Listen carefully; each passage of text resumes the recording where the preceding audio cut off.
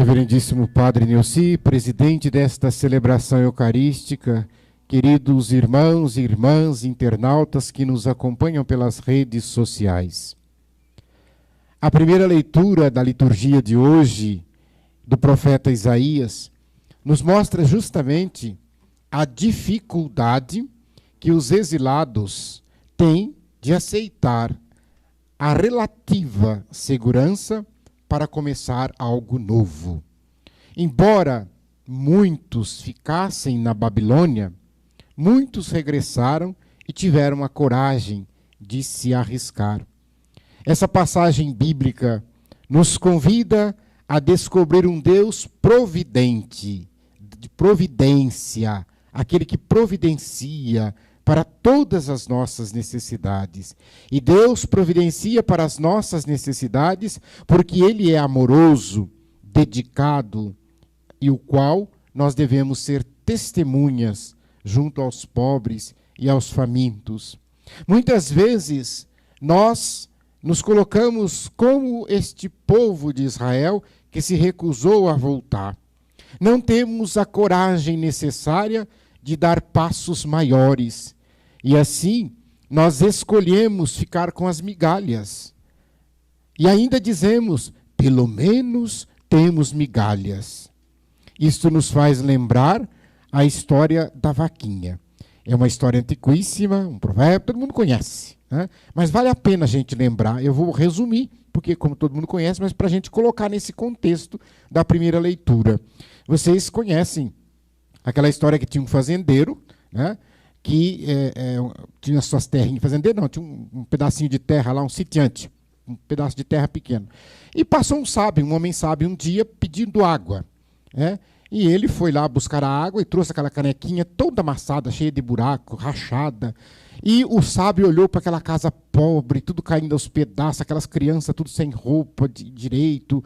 E ele começou a questionar aquela pobreza e tal. E aquele senhor dizia, mas fazer o quê? A única coisa que eu tenho é essa casinha, não sei o quê. Mas como é que o senhor vive? Como é que o senhor ganha dinheiro? Eu ganho dinheiro porque eu vendo leite e alguns queijinhos que eu faço. Quer dizer que o senhor tem uma vaca? Tem aquela vaquinha ali, ó. Ele mostrou a vaquinha lá com o bezerrinho, né? E o sábio, então, olhou para a vaquinha e o homem deu a água, ele bebeu a água, o homem voltou para dentro. Ele foi lá e derrubou a vaquinha num precipício. Olha que maldoso esse sábio. Aquela vaca que sustentava aquela família. Mas ele derrubou, matou a vaca, acabou. E foi embora. E passaram alguns anos, esse mesmo sábio passando pelo mesmo caminho para visitar aquele pobre homem, e ele não viu mais aquele pobre homem, ele não viu mais aquela casa. Ele encontrou uma casa muito bonita, ele encontrou a cerca muito bem feita, muito de gado, de ovelha, de porco, de galinha. E ele falou, ele deve ter vendido, coitado, porque eu matei a vaquinha dele, né? Então, para fazer dinheiro, ele vendeu a terra. E ele bateu na porta para pedir a sua água. E para qual não foi a sua surpresa, que aquele mesmo senhor apareceu na porta. E ele perguntou, mas o que foi que aconteceu? Porque um maldito, ou até abençoado, matou minha vaquinha. Então eu tive que dar um jeito, eu tive que fazer outras coisas. Quer dizer, precisou matar a vaquinha para que ele tivesse coragem de dar passos. Então, na nossa fé, na nossa caminhada, qual é a vaquinha que está atrapalhando? Qual é a vaquinha que atrapalha você a assumir para valer a sua fé? A trabalhar de verdade para a igreja, a contribuir com o dízimo, a cantar, a rezar, a fazer leituras, a ajudar os pobres, a fazer o apostolado. Qual é a vaquinha que está te atrapalhando? Para colher o dom que Deus te oferece, nós precisamos abandonar os esquemas do comodismo e da segurança que, às vezes, falsamente, parece que o mundo nos oferece. E depois, na segunda leitura, vai ainda reforçar mais quando o apóstolo Paulo vai nos dizer, por que medo? Se Deus é por nós, quem vai ser contra? Tem um monte de gente que se coloca contra. Mas aí ele vai questionar. E é uma pergunta que grita dentro do nosso coração. Nós sabemos que com Deus nada pode nos derrotar, nada poderá nos abalar. Mas quando olhamos ao redor do mundo, parece que tudo é contra. Parece que tudo conspira contra o Evangelho. E em alguns lugares, de forma explícita, como a gente conhece, Coreia do Norte, China e etc., onde a igreja, em alguns países da África, é muito perseguida. Mas o pior, nós podemos dizer como brasileiros, é quando se persegue o evangelho de forma dissimulada. Porque dizem que existe liberdade de credo, mas na verdade é camuflada. É como quando a pessoa diz, não tem racismo, é camuflado. Não tem perseguição religiosa, é camuflado. Aí é pior de tudo, porque você não sabe onde que está. Então, quando a gente coloca isso aqui, nós precisamos entender que com Deus nós podemos dar passos, nós podemos caminhar, nós não precisamos temer. Vejam bem, muitos israelitas não voltaram, como diz a primeira leitura, mas aqueles que voltaram construíram uma grande nação, Israel. O cristão tem que estar certo de que Deus o ama e lhe reserva a vida em plenitude, lhe reserva a felicidade total, a comunhão plena com Ele. E a gente sempre pergunta, né? Se nós não tivermos essa fé, se nós não crermos nesta promessa e não tivermos esta esperança, eu tenho que perguntar para você, vale a pena viver aqui nesta terra? Não valeria. Porque essa vida terrena é uma vida de tanta luta, de tanta dor, de tanto sofrimento, falsidade, mentira, doença, sofrimento, desemprego, fome, morte, porque essa vida nossa da carne, ela é vencida. Mas nós cristãos, a nossa esperança é a vida eterna, aquela vida que a morte não tem poder algum sobre ela. E aí chegamos no Santo Evangelho. A multiplicação dos pães. Este episódio, este milagre, ele é o único milagre que é narrado nos 4 evangelhos, Mateus, Marcos, Lucas e João. Os 4 evangelhos narram a multiplicação dos pães. Interessante porque no evangelho de Marcos e no evangelho de Mateus tem 2 variantes, inclusive, da multiplicação dos pães. E aqui nós somos chamados a olhar, no primeiro momento da leitura, que Jesus o evangelho fala que Jesus teve compaixão. E, olha só, não pela fome, não pela falta de alimento, mas sim porque o povo estava desanimado, desorientado, como ovelha sem pastor, sem esperança. Olhando para esse evangelho, a gente se pergunta, imaginemos que hoje o maior problema não é talvez esse aqui, mas talvez hoje seja a droga, seja o desemprego. A fome sempre foi um problema seríssimo. Mas sim, também, Jesus faz a pergunta ainda hoje para nós. Porque naquela época de Jesus, ele também já fez essa pergunta. Ele não estava preocupado somente com as pessoas famintas. Ele não estava preocupado somente com a falta de pão. Mas ele perguntava, olha, prestem atenção para a gente poder transportar esta pergunta de Jesus para os nossos dias. A pergunta de Jesus vai no seguinte sentido. O eterno problema não é a falta de pão, e sim o que gera a falta de pão. A pergunta não é a falta do pão, mas por que está faltando pão? Por que falta pão para a grande maioria? Se para uma minoria está sobrando, estão jogando fora. Olha só que coisa interessante. Existe uma minoria, e aí eu sempre uso essa fala, tudo aquilo que sobra na tua geladeira. Porque a gente pensa, quando a gente fala que está sobrando na mesa da minoria, a gente pensa nas mansões, a gente pensa naqueles caras ricos que têm bilhões e bilhões. Não. Aquilo que sobrou na tua geladeira, que você jogou no lixo, que você jogou fora, está fazendo falta na mesa de alguém. A gente poderia dizer assim, teve o olho grande, né? A gente diz assim, aquela minha mãe dizia que tem gente que não come com o estômago, come com o olho. Né? Então, nós precisamos entender isso. A partilha começa a partir desta pergunta: por que falta pão na mesa de tanta gente? Jesus, apesar da condição de filho de Deus, preocupava-se com os problemas materiais do povo. A falta desse alimento. Aquele povo tinha vindo para escutar Jesus e ele percebeu a fome do povo. E por isso ele deixou o pão. Mas aí nós chamamos de o pão da vida. E é esse pão que é multiplicado por todos os altares do mundo inteiro. É este pão que não falta jamais para nos alimentar. É este pão que sempre sobra. Às vezes as pessoas perguntam, né? Mas será que você reparte? Ele nunca falta. Se você repartir, nunca vai faltar. A multiplicação serve então para dar a lição de solidariedade, a lição da partilha. Este sim, sem dúvida, foi o seu milagre maior. E nós podemos continuar este milagre. Veja bem, aqui eu não estou dizendo que não houve milagre. Jesus é Deus. Ele multiplicou pães e peixes, sem sombra de dúvida alguma. Não questiono isso, porque a minha fé não permite. Eu acredito, eu creio firmemente. Mas você, nós não vamos conseguir fazer isso. Nós não vamos multiplicar pão. Nós não vamos multiplicar peixe. E é por isso que o Evangelho, Jesus diz, reparte. Já que você não pode multiplicar, então você divide. Olha só a sabedoria de Deus.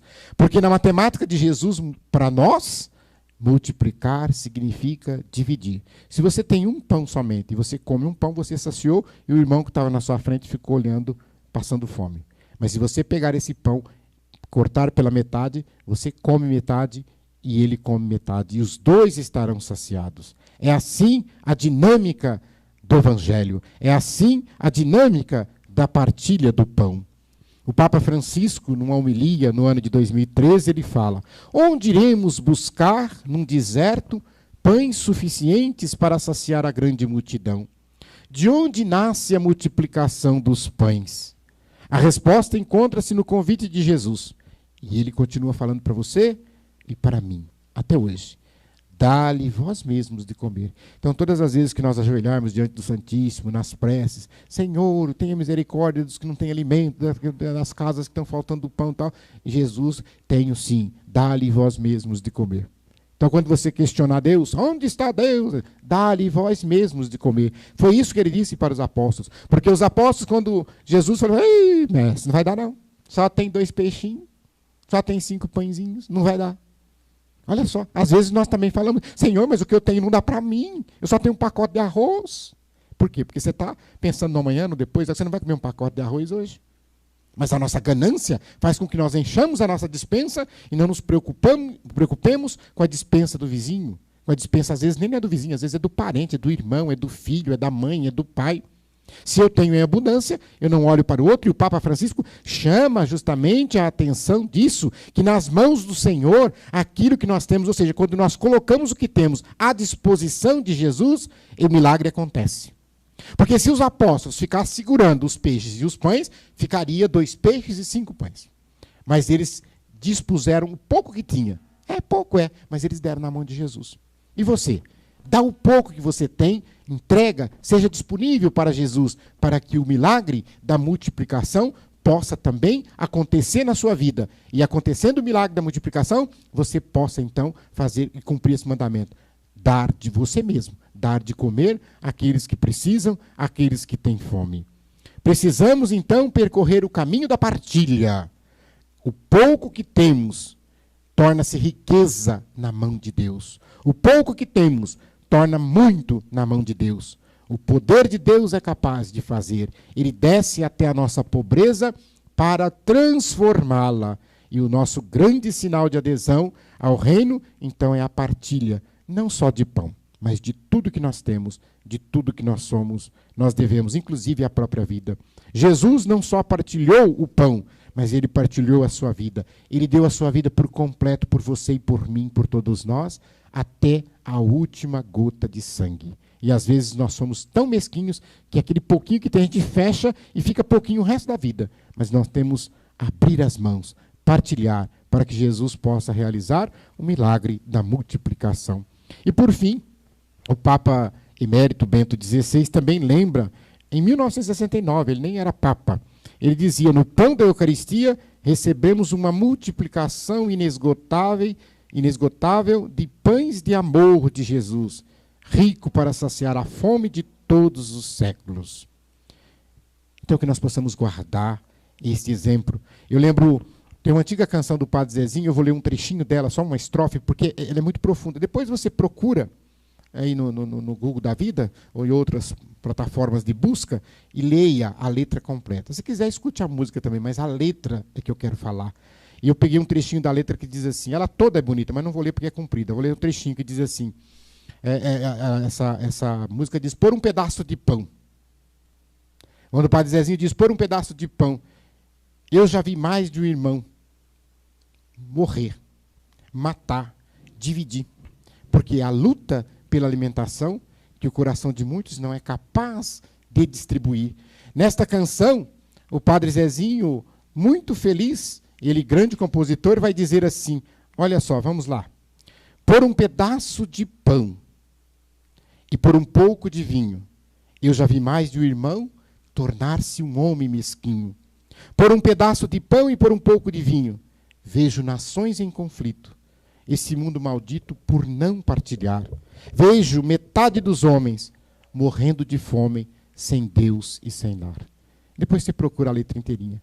E concluo, parabenizando hoje o nosso pároco, o Padre Neuci.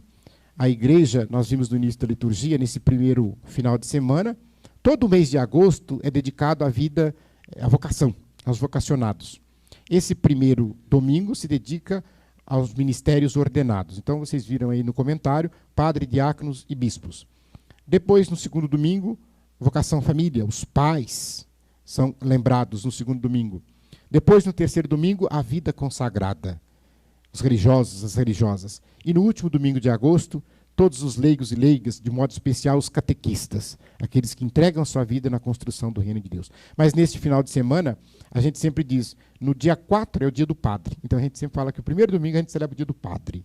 E depois, no dia 10 é o dia do diácono, dia 10 de agosto. Então, nós queremos, Padre Neuci, ao final desta reflexão sobre o pão, pedir que Deus lhe dê a graça de continuar multiplicando o pão da palavra, multiplicando nesta porção do povo de Deus, que esse rebanho a vós confiado, o pão da Eucaristia, que, como diz aquela antiga canção, é o pão da vida. Na comunhão, Jesus se dá no pão. Ele é o cordeiro imolado e refeição pelas tuas mãos. Nosso alimento de amor e salvação, em torno deste altar, nós somos irmãos. O pão da vida és tu, Jesus, o pão do céu. O caminho, a verdade, via de amor, dom de Deus. E sem o Padre, nós não teríamos este pão. Parabéns e muito obrigado. Que Deus vos abençoe. Tu és sacerdote para sempre. Tu és sacerdote para sempre. Segundo a ordem de Melquisedeque.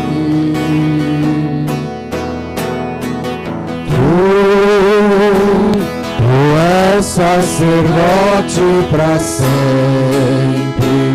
Tu és sacerdote para sempre. Segundo a ordem de Melquisedeque.